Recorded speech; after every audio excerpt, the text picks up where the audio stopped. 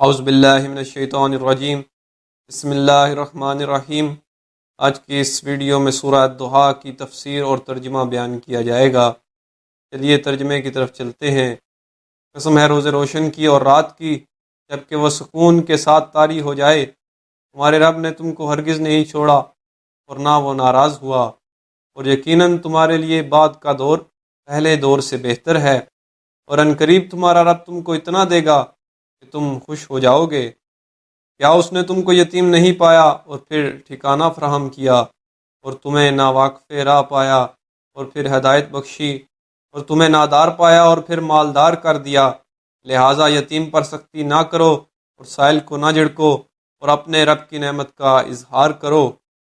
چلیے تفسیر کی طرف چلتے ہیں۔ روایات سے معلوم ہوتا ہے کہ کچھ مدت تک رسول اللہ صلی اللہ علیہ وسلم پر وحی کا نزول بن رہا تھا۔ مختلف روایات میں یہ مدت مختلف بیان کی گئی ہے۔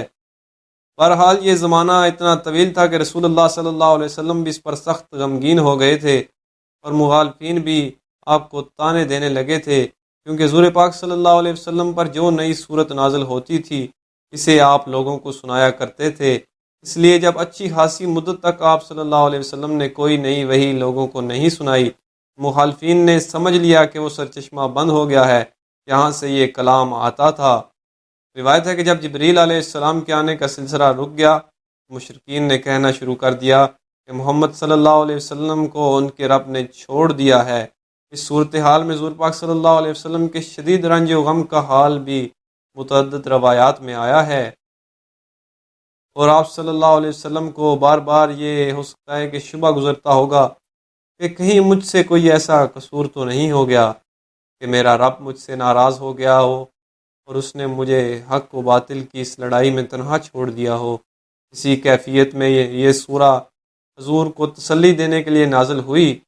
اس میں دن کی روشنی اور رات کے سکون کی قسم کھا کر حضور صلی اللہ علیہ وسلم سے فرمایا گیا کہ تمہارے رب نے نہ تمہیں چھوڑ دیا ہے اور نہ وہ تم سے ناراض ہوا ہے۔ اس بات پر ان دونوں چیزوں کی قسم جس مناسبت سے کھائی گئی ہے وہ یہ ہے کہ جس طرح دن کا روشن ہونا اور رات کا تاریکی اور سکون لیے ہوئے چھا جانا کچھ اس بنا پر نہیں ہوتا کہ اللہ تعالیٰ دن کے وقت لوگوں سے خوش اور رات کے وقت ان سے ناراض ہو جاتا ہے، بلکہ یہ دونوں حالتیں ایک عظیم حکمت و مصلحت کے تحت جاری ہوتی ہیں۔ تو اسی طرح تم پر کبھی وحی بھیجنا اور کبھی اس کو روک دینا حکمت و مصلحت کی بنا پر ہے۔ اس کا کوئی تعلق اس بات سے نہیں ہے کہ جب اللہ تعالیٰ تم سے خوش ہو تو وحی بھیجے، اور جب وحی نہ بھیجے تو اس کے معنی یہ ہوں کہ وہ تم سے ناخوش ہے اور اس نے تمہیں چھوڑ دیا ہے۔ اس کے علاوہ دوسری مناسبت اس مضمون میں اس قسم کی یہ ہے کہ جس طرح دن کی روشنی اگر مسلسل آدمی پر طاری رہے تو وہ اسے تھکا دے، اس لیے ایک وقت خاص تک دن کے روشن رہنے کے بعد رات کا آنا ضروری ہے تاکہ انسان کو سکون ملے۔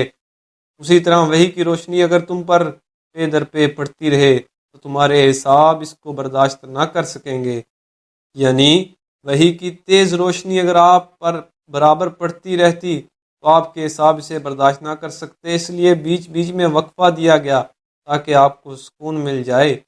یہ کیفیت حضور پاک صلی اللہ علیہ وسلم پر نبوت کے ابتدائی دور میں گزرتی تھی، جبکہ ابھی آپ کو وحی کے نزول کی شدت برداشت کرنے کی عادت نہیں پڑی تھی۔ اس بنا پر بیچ بیچ میں وقفہ دینا ضروری ہوتا تھا۔ بعد کی آیات میں یہ خوشخبری دی گئی کہ آپ کے آنے والا ہر دور پچھلے دور سے زیادہ بہتر ہوگا۔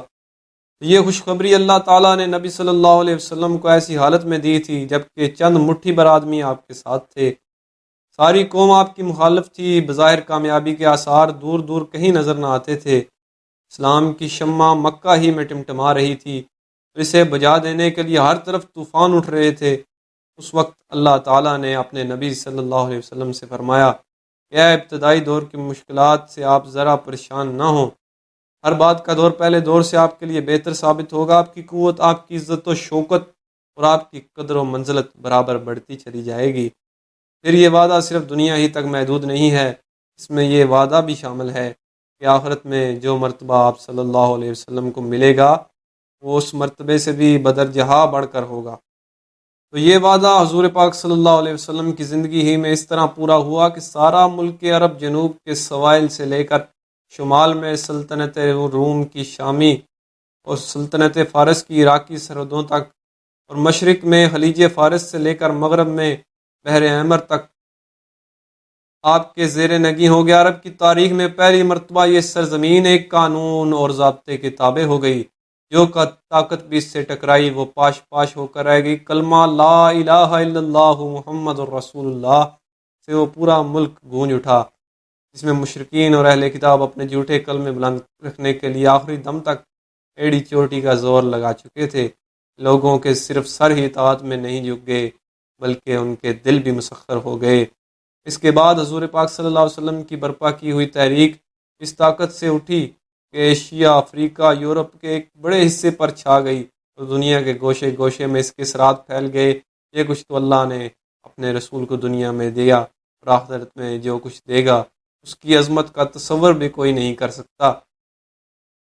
تو ترجمے میں جو ذکر آیا ہے کہ تمہارے رب نے تم کو ہرگز نہیں چھوڑا، تو اس بارے میں تھوڑی وضاحت کرتے چلیں کہ اللہ تعالیٰ نے فرمایا یعنی تمہیں چھوڑ دینے اور تم سے ناراض ہو جانے کا کیا سوال، ہم تو اس وقت سے تم پر مہربان ہیں جب تم یتیم پیدا ہوئے تھے۔ حضور ابھی بطن مادر ہی میں 6 مہینے کے تھے جب آپ کے والد ماجد کا انتقال ہو گیا، اس لیے آپ دنیا میں یتیم کی حیثیت سے تشریف لائے، مگر اللہ تعالیٰ نے ایک دن بھی آپ کو بے سہارا نہ چھوڑا۔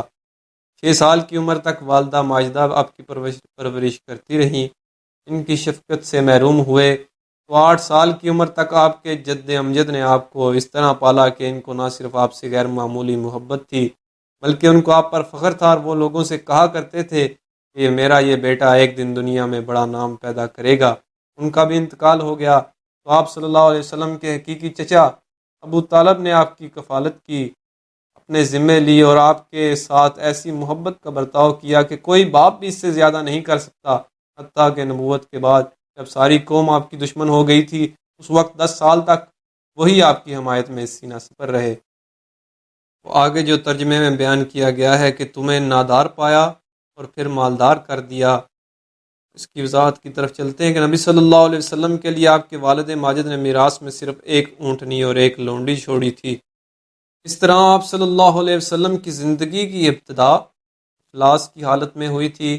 پھر ایک وقت آیا کہ قریش کی سب سے زیادہ مالدار خاتون حضرت خدیجہ رضی اللہ تعالیٰ عنہ نے پہلے تجارت میں آپ کو اپنے ساتھ شریک کیا، اس کے بعد انہوں نے آپ سے شادی کر لی، تو ان کی تجارت کو فروغ دینے میں آپ صلی اللہ علیہ وسلم کی اپنی محنت و قابلیت کا بہت بڑا حصہ تھا۔